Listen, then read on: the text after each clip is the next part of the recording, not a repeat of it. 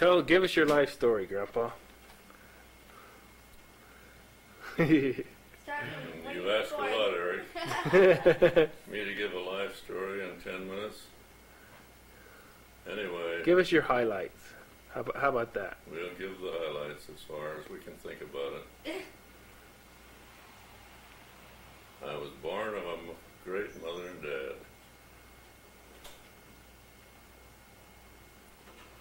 They were very, very family oriented.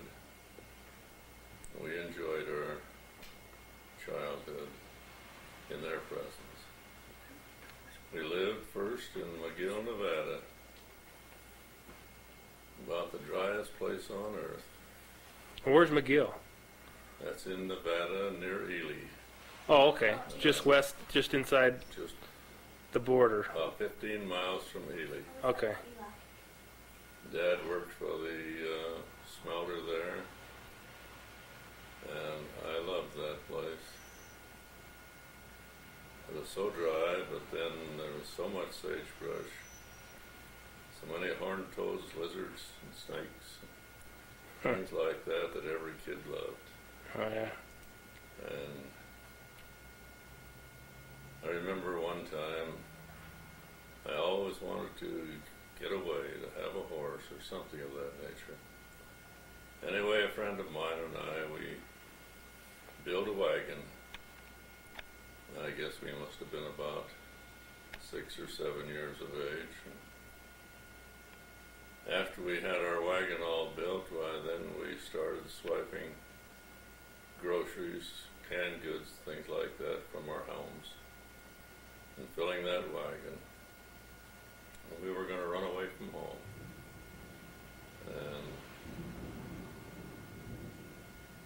And all we had to do after the wagon was all filled was to get one of those wild donkeys, one of the Rocky Mountain Canaries as they called them in those days, and hook it onto our wagon and away we'd go. We spent many days trying to find one of those donkeys, but never could catch one, and so we had to put our food back and abandon our trip. Anyway, it was fun thinking about it. And one of my earliest remembrances was going to visit my Aunt Etta one day. Aunt Etta and Uncle Duncan.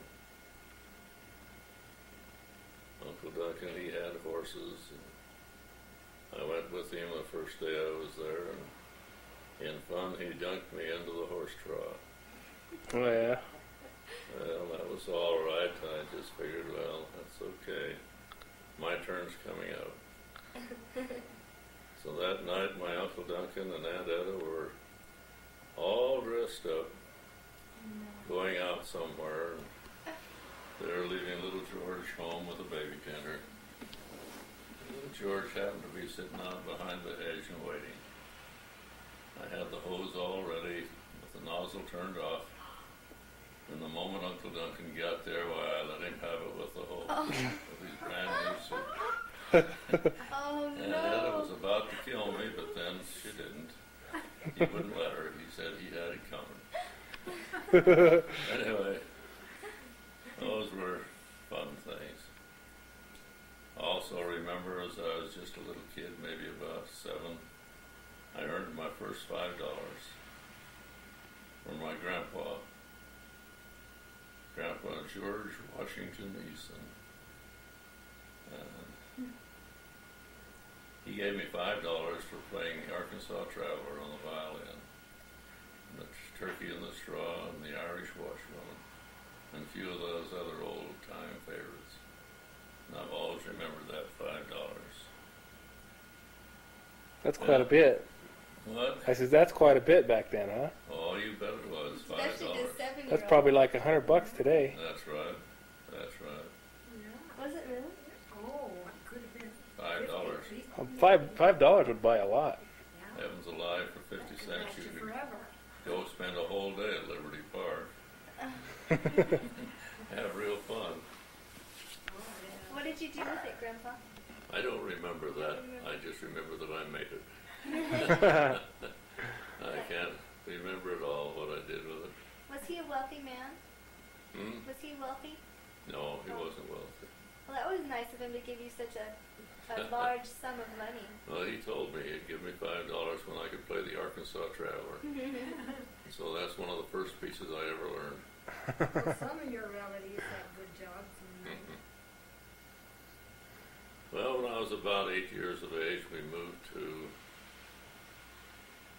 California, El Segundo, California, a town right close to the beach. I thoroughly enjoyed my boyhood there, being so close to the beach, being able to go fishing, swimming. We had a big sand hills in between us, between El Segundo and the beach. I remember one of my first experiences was with the Boy Scouts there. About my second night there, we had our patrol meetings up in the sand hills. And so they told me that they were going to take me snipe hunting. I thought I was really in with them.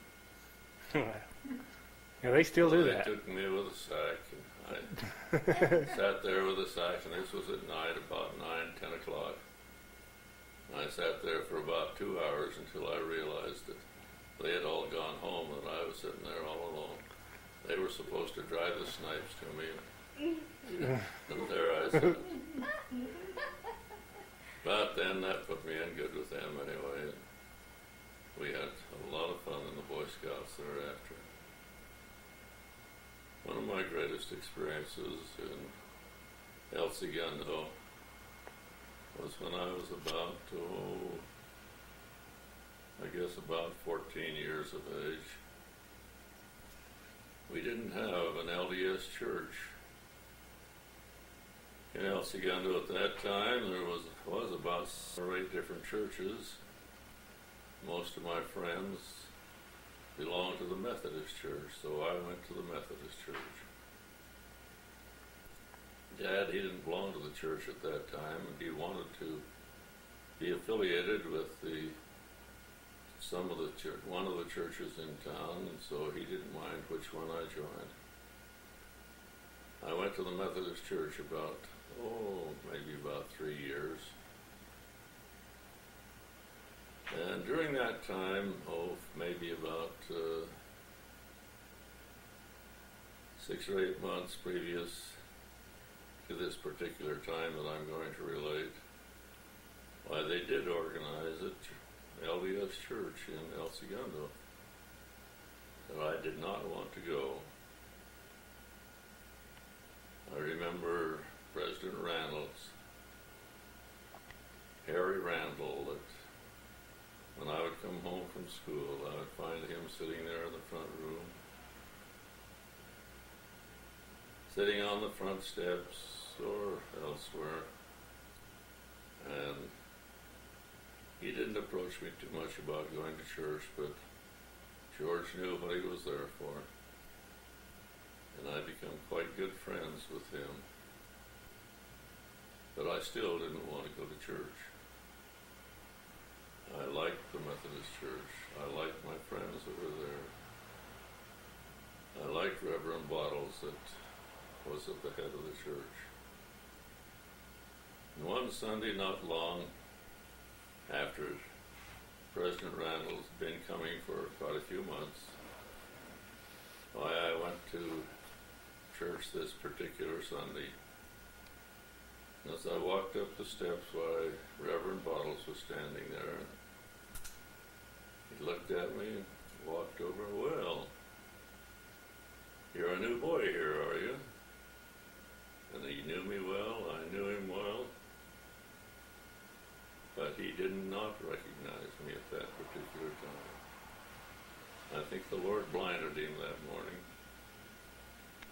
because it made me mad. And I went back to church. Back to the LDS church the very next Sunday. And to this day I can remember walking in the old Legion Hall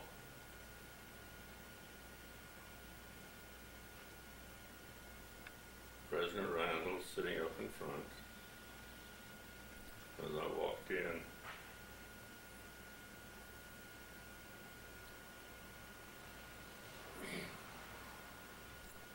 I can't even think of this without emotions.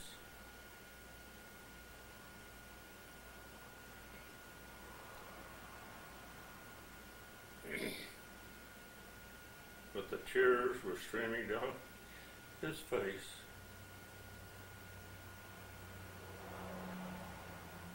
And for anyone to think that much of me has always made a great impression upon me. And from that time forth, I've enjoyed every moment in the Mormon Church, the LDS Church. I might mention at this time that Mother has always been a member.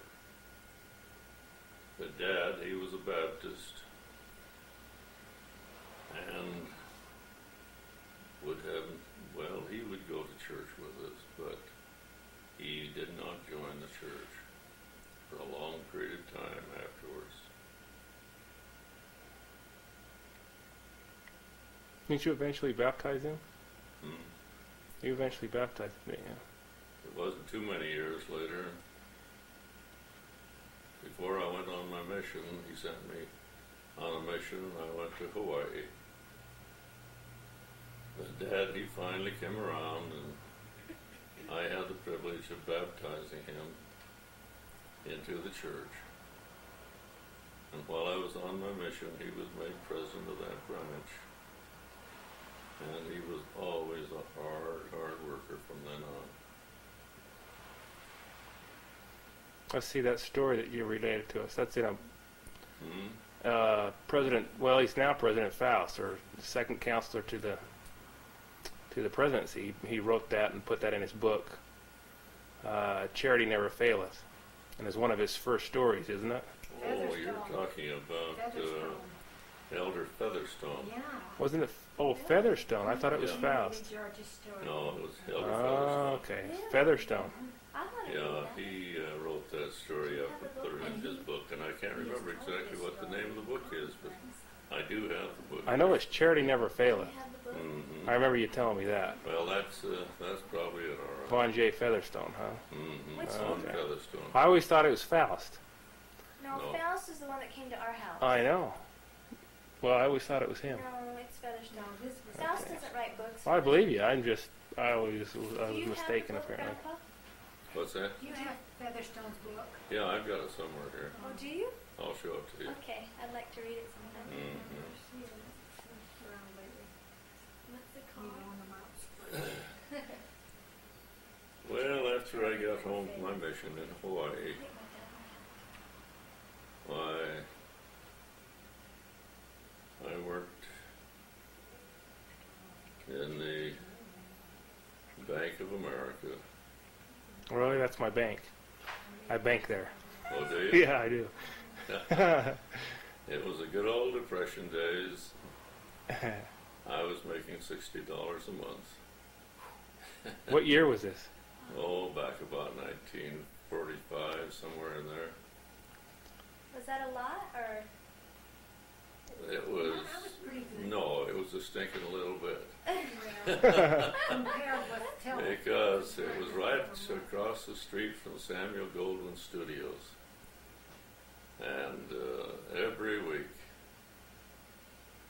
Claudia Colbert came over with a check for $6,785 a week. But that wasn't as bad as James Cagney, who came over.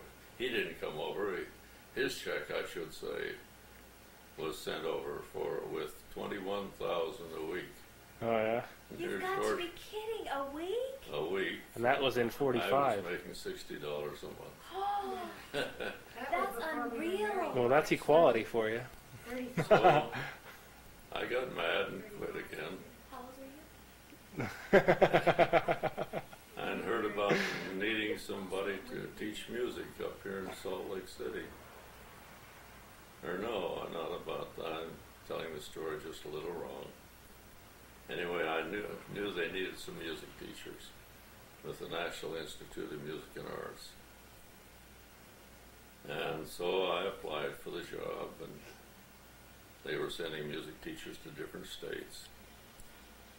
And one fellow, while I was there, came up to me and says, well, they're sending me to Utah next week. And when I went home that night, I told Mother and Dad, I said, this fellow tells me they're sending him to Utah next week, but he's not going. I said, they're going to send me just the minute they find out I'm a Mormon. And it wasn't more than 2 or 3 days. They called me in and sent me to Utah. Oh, yeah? And I was teaching violin and Hawaiian steel guitar here in Utah. And it was all classwork. It about drove you crazy to try to get those about 6 or 8 kids to hit F sharp at the same time. Anyway, I met Beth, and I needed somebody to help me with my little orchestras. And she took over helping me with the orchestras. And of course, I immediately fell in love with her. We met on January the 8th. We were engaged April the 23rd, married on June the 16th. We just kept up in the date all the time, getting it closer. Anyway, we had a great time here, Beth and I, teaching music, loving each other as much as we did.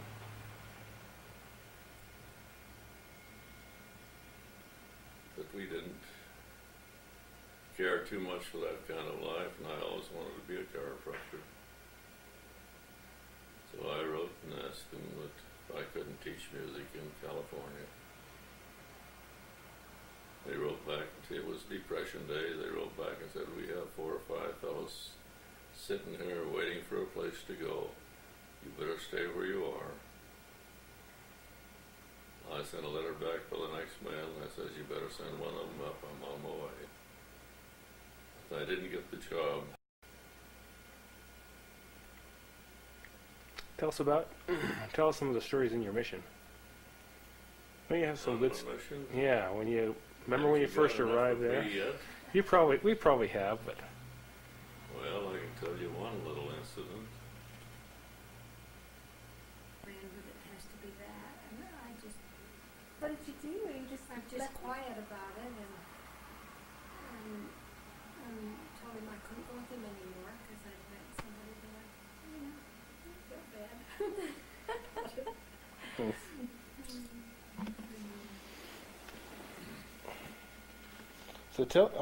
So you've got a couple good stories that you've told us before on your mission.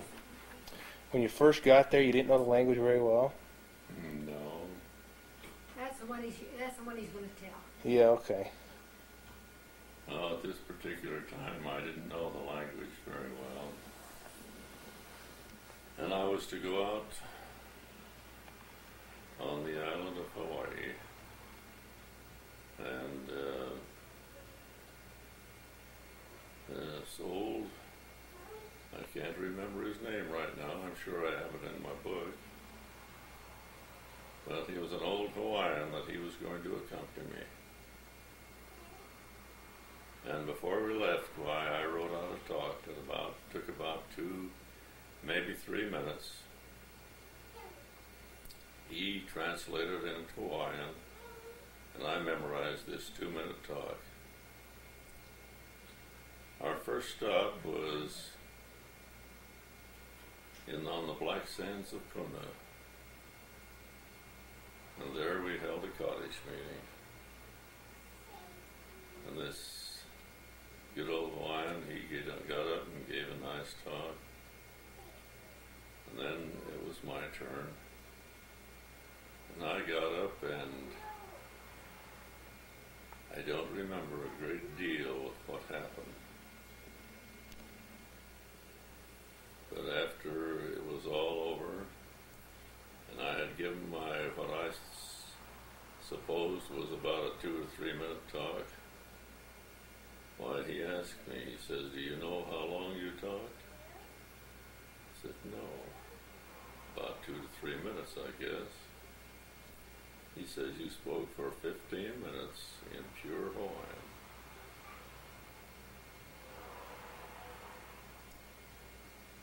My only thing that I'm unhappy about is that I don't remember doing it. It was quite an experience, though. Now, didn't Richard run into him? Hmm? Didn't Richard Yes. in one of his Here about 2 years ago, about 3 or 4 years ago, I should say, why I met a young Hawaiian who was coming in to see Richard for a problem with his feet. And somehow or other we got around to Hawaii, and he said, are you Elder Hikina? I says, yes, I was Elder Hikina. He says, well, that was my grandfather that took you around the islands that day. And he says, he's told that story many, many times of how you spoke in pure Hawaiian. That was nice to have met him. And I bet he went back and says, well, I guess I don't know if he'd be around still, but I don't know how old he was, but makes you wonder if he went back and, I doubt that he'd still be alive, okay. because he was fairly old when I was about in my 20s. So he would be dead now. And I think that's about all you want to know about my mission. It was a great mission. I was there for 33 months. 3 years?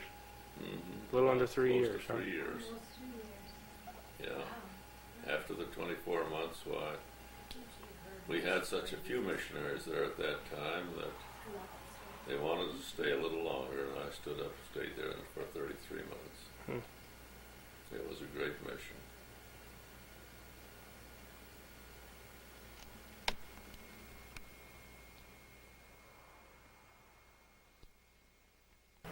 You're fine.